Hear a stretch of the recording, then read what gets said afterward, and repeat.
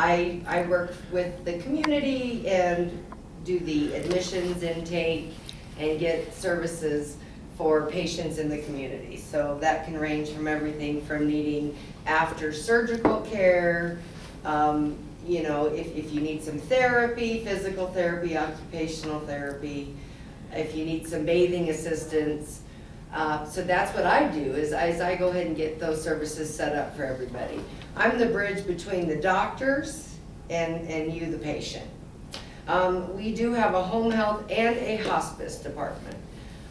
Is everybody familiar with hospice? Yes. Yes. Okay. Any experiences with, I see some familiar faces. I was here last year. Has anybody had any recent hospice experiences that they'd like to share, or any questions with hospice? Well, not recently. My dad was in hospice back in California before he passed. That was some time ago. But yeah. And what was your experience with hospice in the home? Actually, they had a facility there. They had a hospice house, so he was there about the last month before he passed. Sure. And I know they helped my mom before that. Sure. But I was really impressed. I thought the people were great and very accommodating, and I thought it went really well. Good, good. And the beauty of home, being in the home, is the patients can, of course, be around their loved ones and in their home environment. So whether it's needing just basic home health after surgery or getting back on your feet, or if it is end-of-life cares, we can be in the home. 24-hour nursing services are available, and the beauty is you get to tell us what you would like, you know, your care to be like in your home. We do also have a chaplain and also a social worker, so it, you know, they can assist with some, you know, financial resource management, anything that you think you need while you're at home. Our main payers are Medicare and Medicaid and private insurances. We do private pay, pardon me. So we don't, and payment obviously isn't our main priority, it's taking care of the patient. So, but most of our patients do have Medicare, and they pay 100% for home health services. So the beauty of it is you don't have to leave your home, and it's covered at 100%. And you can utilize home health benefits throughout the whole year, where if you go therapy outpatient, it's usually under Medicare B, and I know a lot of that starts getting confusing. And Medicare B, there's a limit for outpatient therapy services, where home health there is no limit, as long as the doctor feels that it's appropriate for you to receive services in your home. So, you know, if you have a loved one, and anytime you want to just even call me to say, well, this is what's going on, I'm the resource that you can call. My name is Rachel, and I can even coordinate with your doctors. I can line everything up for you so that it's an easier transition. You know, usually before you have surgery, it does kind of help to line up the services and see what resources are out there. And but if you feel you have a loved one, a parent, a sibling, somebody that, you know, would need some therapy or nursing services in the home, you know, you can always give me a call, and I can help call your doctor. I can facilitate making it so that you don't have to do, you know, hardly anything. That's my job. So, and I love visiting and socializing, so even if you call me to say, well, I've got this problem, I usually have a resource for you. So, but has anybody had home health services? No? Pretty active group? Well, that's good. So far, so good. Oh, good, good. So yeah, so I don't know what questions maybe you have for me. We do also have a program honoring veterans, and that is geared towards the hospice side. But we do everything from trying to arrange certain government-funded services, and have even been known to supply some trips to Washington, D.C., and we're very proud of our We Honor Veterans program. My father was a veteran before he passed, and we have a passion for not only helping the rest of you, but veterans as well. So that, I will say, we don't really offer, under Medicare and private insurances, we do not do house cleaning. Those are not covered services. For Medicare, to pay 100%, you do have to be what's called homebound. And that means just a taxing effort for you to leave your home. Especially if you have maybe a foot surgery. Believe it or not, with dementia being on the rise and Alzheimer's, that can affect sometimes patients in their homes and remembering to do certain activities, even to bathe. And so it just, every situation is so different. I talk to people all day long. Some things qualify, some do not. Most do. It's just kind of an iffy area, but a lot of people do forget about Alzheimer's and some of the cognitive deficits. And it's a passion also of mine, is to work with dementia patients. So, Medicare is starting to see that, the dementia and the Alzheimer's can sometimes affect, you're staying in your home, and that's where we could probably help out and see what we can do to maybe possibly keep people in their homes longer. That's our goal, is to make sure patients stay in their home as long as possible. I know I would want to, so we're gonna try and do everything we can to keep everybody in their home and help out as much as possible. So that's what home health and hospice is about. I don't know if I talked too fast, I'm sorry. Does anybody have any questions? Yes? Are your fees for different home health, is there a standard, or does it vary from firm to firm, or? Well, per agency, are you talking about between the different home healths? Mm-hmm. I think there probably might be, but usually they're gonna go off of the Medicare rates, most standard. And because Medicare pays 100%, I don't discuss, usually the private pay too much, because Medicare covers 100%. But there is fee for services for your therapies and your nurses and your CNAs, your home health aides. But in between companies, there might be some difference, but I'm sure they follow kind of the national going rate and what Medicare reimburses at. So that's about as far as my nursing financial goes. So. You mentioned that about getting calls from a relative, a loved one, something like that. What if you have a neighbor who lives by themselves and you're concerned about them? Do you get those kind of calls too? Oh, absolutely. I cannot tell you, we've even gotten calls even from Adult Protective Services asking if we can go and help and assess. The best thing we can do is go out and assess and see what's going on. Again, as far as being in the home 24 hours a day, that Medicare and insurances don't pay for that, which is unfortunate. I hope someday we can change that. But we can at least go out and assess the patient, see what's going on. Are they just not taking their medications appropriately? Have they fallen? So we can go out and be the connection between the doctors. We'll get calls from doctors as well. We have not heard from this patient. Can you guys go out and check on the patient? So, I don't know if the other home healths do that, but we will go out, and most times we don't charge. We have a passion of providing good care and making sure everybody's safe. So we will go out and see what we can help the community. So, yes. No, I was I was telling him what to do. How do you know when it's time to call you to see if your services are needed, if you're concerned about someone? Sure. If somebody is starting to look not their usual dressing patterns, they just don't seem like they're acting right. Maybe they're confused of where they live. They come over and knock on your door and say, I'm looking for my parents. That's a pretty common one, especially with dementia. I'm looking for my parents. Have you seen my dog? But you know the dog maybe passed away a year or two ago. You know your neighbors, and so when you start seeing, or if they fall especially, call me, I'll see what I can do and see if the doctors can give me some therapy orders, at least to see if we can try and stabilize the patient as much as possible. Not every situation, we can stay in, but we sure will at least try to either get resources in there if we cannot help.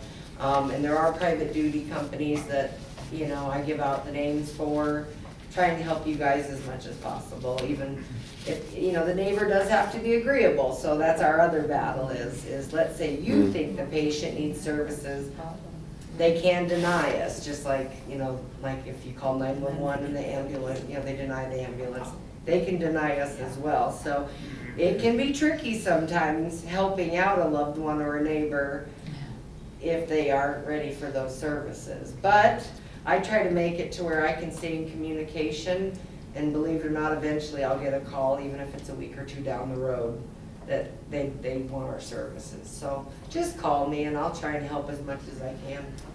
You say call you, huh? I have cards here. Oh, all right. Yeah, Okay. so That's I'll fine. pass them out, and you guys All can right. call with any questions. And What's the most common type of call you get? typically, it's from the hospitals or the skilled nursing facilities, doctor's offices. And so it's usually when someone goes in and has an illness or surgery. And so the discharge planners, usually if you go into the hospital, there's always a discharge planner that works with you.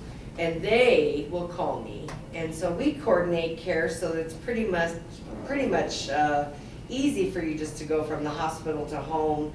The therapists are usually there within 48 hours. Nurses are also there within 48 hours to at least get you assessed and get you going on services. Doctors will call us.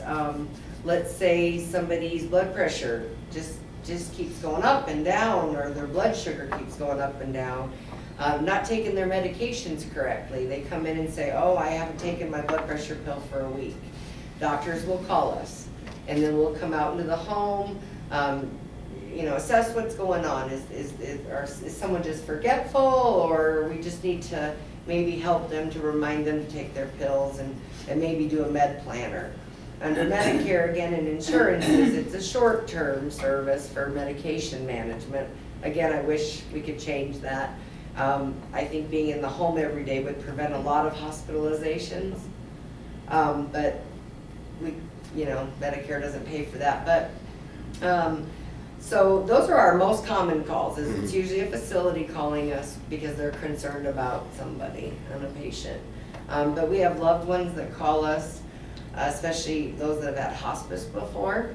We're very proud of our hospice program and provide loving, compassionate care at the end of life. So usually we will get calls from family members, somebody that's had our hospice services as well. So it just varies, but typically institutions and facilities and doctors. How long are you usually with a patient from the time you first see them? I mean, does there come a point where your services end? I mean, I know obviously you talked about hospice, but other than that? Yes, so typically, usually we're in the home, if it's therapy based, usually we're in the home 4 to 6 weeks, depending on what the injury is. So again, it's kind of a gray area, it just depends on what's going on with you. Typically a Medicare episode of care, it's called, how long we're in the home is about 60 days. And if goals are not met by then, let's say if you're still having trouble walking up the stairs, or your blood pressure still is not, they're changing your medicines and you have to have maybe a new procedure. At the end of that 60 days, if you're not ready and we still have enough room for skilled need, they call it. So let's say if you have a true medical need, Medicare allows us to stay in the home, and so do the private insurances. So basically it's clinical judgment on when you're ready. So let's say if the therapist comes out and says, he wants you to walk 100 feet with your walker, and it takes 4 to 6 weeks, and then you're there, and after a few visits, you've mastered that and then some, then ethically, we discharge. We discharge you because the skilled need is no longer there. But if the need is there, we usually just have to ask the doctor for some more time, depending on what the situation is, and then we can stay in longer. So it just varies on the illness and the injury. But yet, you know, if we need to stay in longer, we do. Now, there are a couple of times where we're staying permanently, and that would be a urinary catheter. So the nurse would have to come out once a month and change that, okay? So that's something that Medicare will see as long-term. So we stay in as long as you need that catheter managed. So there's a couple of situations. We've had some patients, they've had some bone infections, and it has gone on about 5 or 6 months, and our nurses have gone out and done the IV antibiotics. So it just depends on the nature of the beast, of what's going on with everybody and how long we can stay in. Hospice typically though, if should be end of life, they start out with 90-day periods, and then it just depends on the disease and the cancer or the end of life disease process. And so each time the doctor, then we have a medical director, and so they will look at the cases individually to make sure the patient still qualifies for hospice as well. You know, after 180 days, you know, they do want to see what the medical necessity is for hospice to keep on. But you know, some people can get better on our services, which we're proud of, and then we discharge under hospice. So, you know, hospice, I think, has always been seen always like maybe, you know, somebody's definitely going to pass away. Not necessarily. Hospice is there so that we can come into the home and provide you and the family help. We can be in the home a lot more than we can under regular home health. I can have our CNAs in the home up to 4 to 6 hours to help, versus regular Medicare home health, I cannot do that. So we have a lot more support in the hospice department, and the chaplain and the social worker. It's really geared towards helping not only just the patient, but the family as well. So each situation is very different, but we guide you and we keep you posted every week on your progress, or you know, what the therapist and the nurses feel, how you're going towards your end goals. And then once you reach your goals, you've graduated. So that's how it works. Yes? Your hospice care is more in-home then? Yeah, everything we do is in the home. Oh, Now, Central Wyoming Hospice, they're the inpatient facility, and we're in the homes. Everything we do is in the homes, yes. Do you ever get calls, you mentioned housekeeping, but do you ever get calls about services that you don't provide? Is that Yes. common? Yep, and that's when I refer to, well, Senior Center or other services, usually private duty companies that they usually do a private pay fee for house cleaning, and sometimes people just want to leave the home for a few hours and just want someone to stay with their loved one. Unfortunately, you know, Medicare and the insurances don't pay for that. So that's when I do give you guys the numbers of all the resources Casper has, and we have some good ones. We have some great resources, and I've never once really had a call back where someone didn't find the services they need. So I'm pretty proud of Casper and what we offer. So even if I can't help you, I'll point you in the direction of someone who can. What's your turnaround time from the first time you get a call about someone until you're actually able to respond and be in the home with them? Oh gosh, well, it just depends. If it's something critical, obviously, like IV antibiotics, let's say the patient has fallen and we need to get out and quickly make sure the patient's stabilized, I can dispatch a nurse usually immediately if the need's immediate. Usually, let's say, you know, about noon on each day, what I do is if it's a hospital patient coming home from the hospital, or discharge is unknown, let's say, then usually by the next morning, we have up to 48 hours to get out and get you started on services, but it rarely takes that long. Therapy, waiting for physical therapy can take a couple of 3 days, but the nurses always get out there, look over your medications, check out your blood pressure, check you out from head to toe. Occupational therapy can come and see how you do with bathing and memory. We have a speech therapist as well. We are the home health that does have a speech therapist. So again, looking at your your dementia and your Alzheimer's, we have a speech therapist that can help with some of the memory type issues as well. So I'm pretty proud of our speech therapist as well. Judy Meyer, she's been in the community.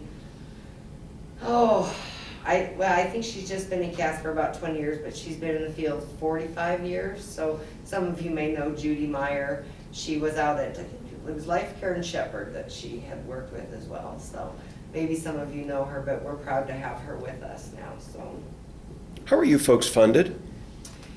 everything is the Medicare and the insurance.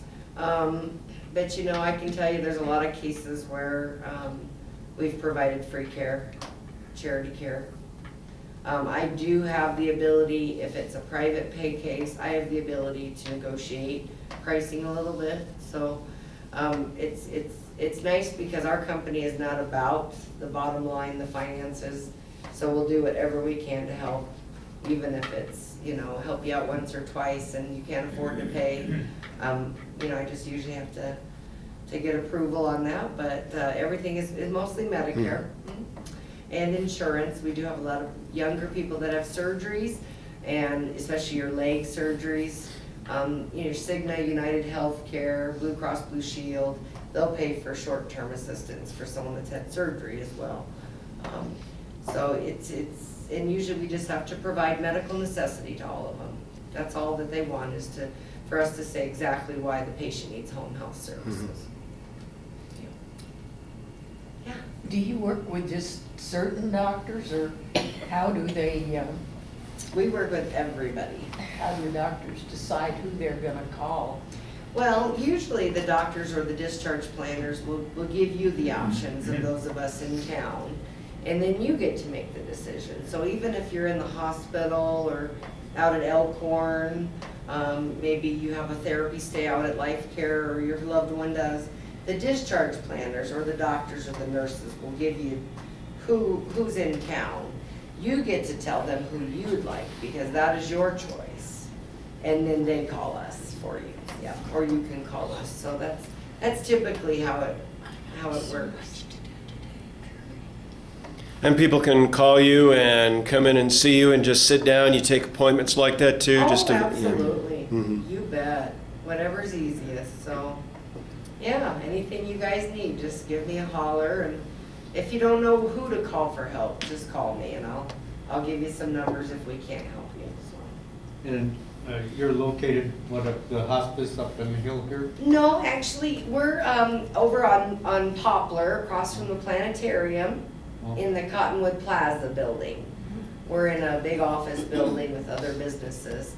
Our patients are all in the home, so we just have a centralized office, and then the staff disperse to the homes each day in the community. I thought maybe you were connected with No. the hospice up here. No, ours are in the home, so. Okay, all right. And Natrona County is pretty large. We will go out to Alcova, Midwest, Glen Rock. Douglas definitely will go to for hospice. I'm hoping as I build my staff up a little bit in home health, we can have the availability to help Douglas out too. I know Douglas needs some help. If the patient is really facing a critical situation, home health will go out and try to help out someone in Douglas as well. So yeah, we go all over. So how many employees do you have? We have about 15, and then we have about 4 or 5 that help out when needed. So it's nice. It's a nice balance. Yeah, and we have physical therapy, occupational therapy, speech therapy, nursing, home health aide, social worker, and a chaplain for hospice, for religious needs. So, and she actually will help out we have sister companies in Riverton and in Cheyenne.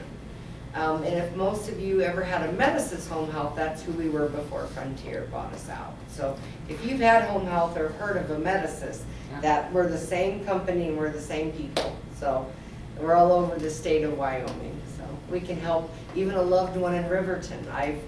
I've dispatched all over the whole state at times too. So if you have the loved one in Cheyenne and need something, call me. I'll help you set up services through our sister company. So, yeah. Any other questions? Rachel, thank you so much. Thanks for having me.